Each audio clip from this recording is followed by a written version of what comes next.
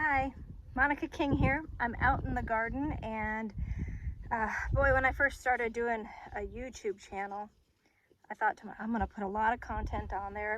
They're gonna hear from me all the time. And then YouTube did something weird and changed how easy it was for me to upload video. And now it's a little bit more difficult and I'm just figuring it out. I'm starting to learn. So I promise there's gonna be a lot more videos. And so what have I been doing all week? I mean, spring has started and it's crazy, crazy, crazy. Bees are starting to act up. I always thought I was going to get a bunch of swarm calls because I hadn't gotten any bee removal calls for over a month. And then all of a sudden everybody needs cutouts done. Hives that have been there for, 5 to 8 years. And I'm going, why didn't you call me sooner? I could have done this when it was slower. But now that spring is here, the bees are getting extremely active in certain areas and people are, really starting to notice that they could be trouble for them. And so now I'm getting calls. So we'll start to have a lot more removals here pretty soon. And of course the garden is going crazy, which is, I love. This is my favorite time of the year. We're not seeing the wildflowers we normally see. I did plant a few in a packet, but I think the grasshoppers ate most of them. So I think I got like one California poppy out of that entire seed packet that was supposed to be full of all kinds of great things. As gardeners, you just roll with that. You're just going, oh, let's go with the next seed. What do we have next? So this week I've accumulated some things and I also parted with some things. I did some trades so that I could add some other things to my garden that I wasn't growing. And they look a little sickly. I need to water them. And that's actually what I'm doing out in the garden right now is I've got the hose on to a few of the places.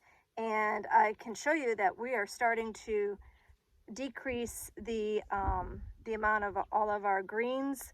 We're getting warmer. We're starting to see 90-degree days. This is April 4th, I believe. And so all the greens are starting to bolt. The cilantro is bolting. The lettuces are bolting. And so we're starting to turn over into our spring, summer garden. And so we're adding a lot of peppers and tomatoes and eggplant. And so that's, I traded off some and I got a Redfield tomato in return. So this is supposed to be a heirloom variety. It's one that I've never tried. So I was all excited. I'm like, okay, I'll give that a try. And I haven't even Google searched this yet. I like to Google the name and try to actually figure out something. But so I have a Redfield tomato and then a paprika pepper and an aurora pepper. Isn't that a little cutie? And then this thing looks a little sad.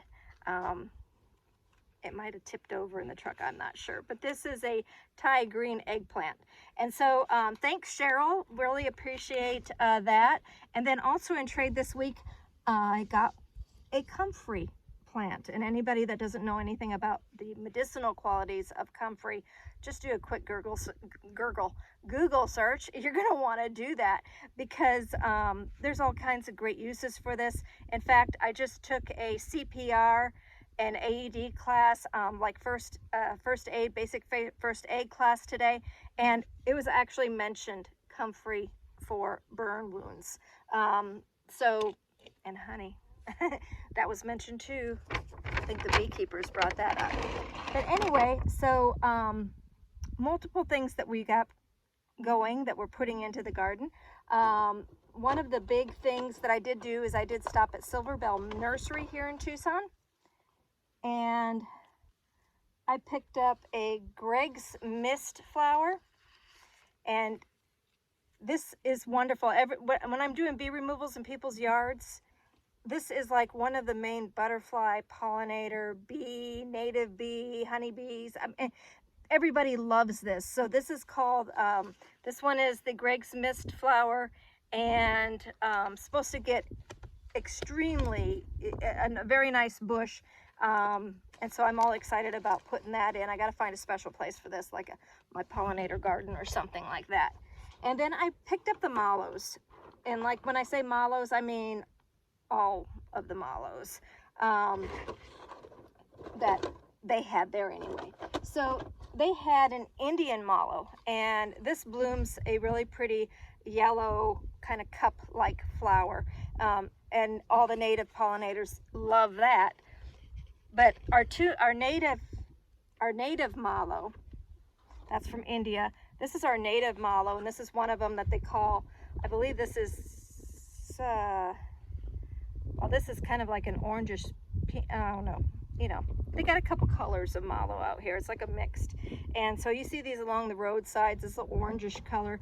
It gets to be a really huge bush, and the native pollinators absolutely love it, as well as our honeybees. And so is this globe mallow, and then this is kind of like a red globe mallow, and I don't know why, but it's called, where is it? Lewis Hamilton. And I'm like, check it out. Isn't it beautiful? Oh, Louie, look at you. I'm not gonna, you know, I like to get personal with my plants right away. Louie, you are a handsome thing.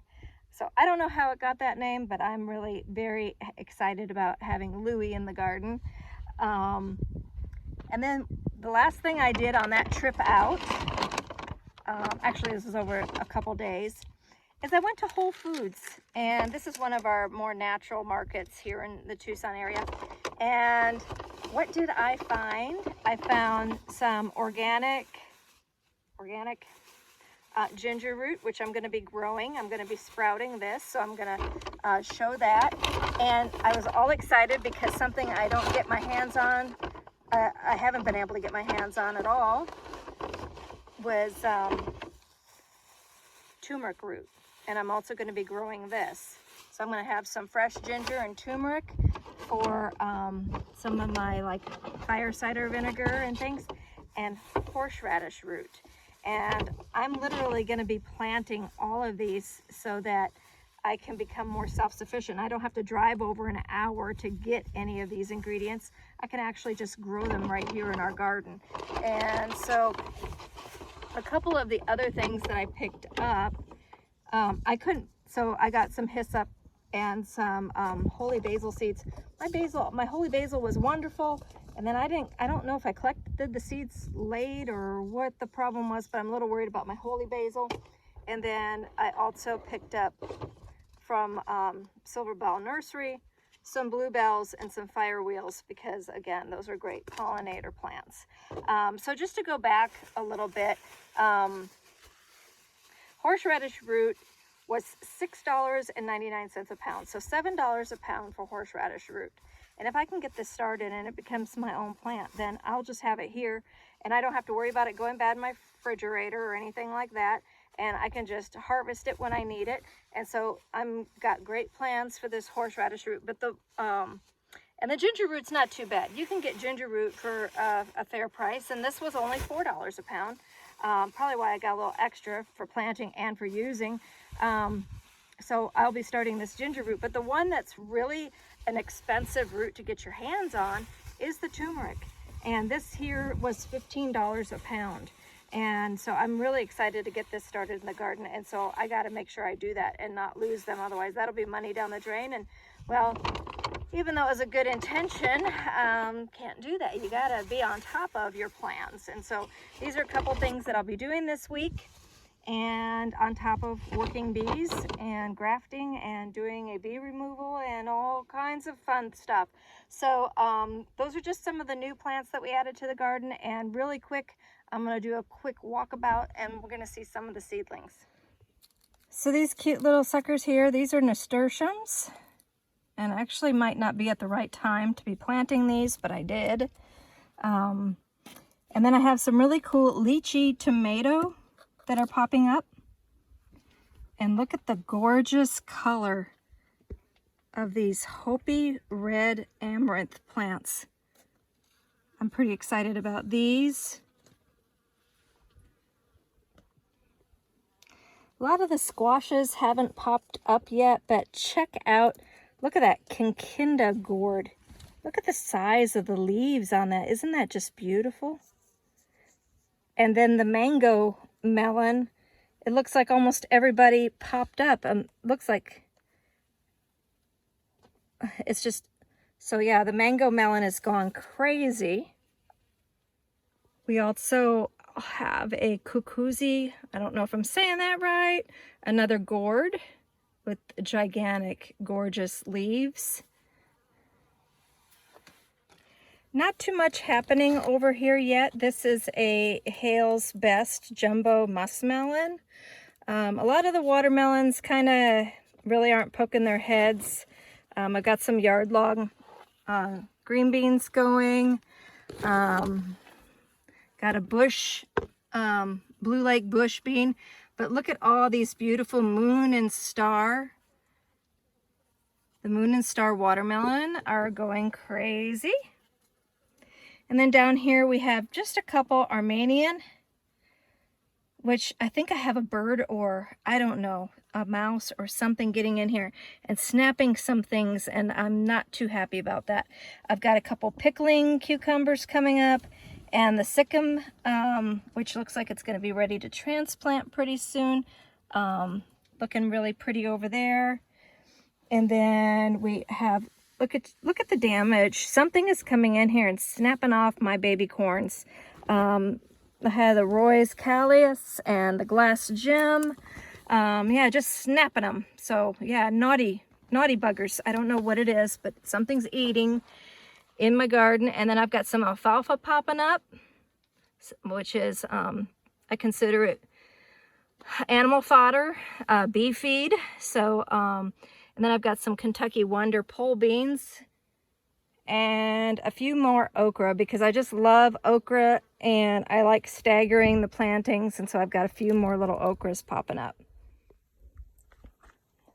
The kohlrabis, these are some purple kohlrabi back in there, and they're probably about ready to harvest. The cabbage was really late this year. I had great cabbage last year, but the cabbage just is barely heading, if it even is doing that. Got some beautiful fennel going on, some more kohlrabi, and I just love, look at the leaves on that kohlrabi over there. The leaves is just really cool looking. I love those leaves. And I thought that that was a cabbage back there, but it ended up being a cauliflower, so it must have got mislabeled or something. I'll double check it. I think the label's already kind of, the marker's worn off the popsicle stick. We got a little bit of red leaf lettuce here and there yet. But for the most part, check out how tall and gorgeous. The bees are just absolutely loving these collard greens. And I'm still eating on them, but the bees are also getting to have some of them. And the bees are, it's the wrong time of the day, but the bees have been all over the Chinese cabbage, which has also gone to flower. And the Celtrus has gone to flower over there. Everything's starting to benefit the bees, which is really nice. And then as I'm cleaning it up and pruning, I'm adding in some of my new plants. Like I've got peppers inside there with the Celtrus and the celery. And then I'm coming over here, and right behind where the Chinese cabbage is, we got some Anaheim chilies. Got some broccoli that's gone to seed, and I've just got all kinds of stuff going on here. We put in some eggplant has been planted. I'm waiting on I got to get my water moved to bring it down to here. But I think we have 3 varieties of eggplant this year.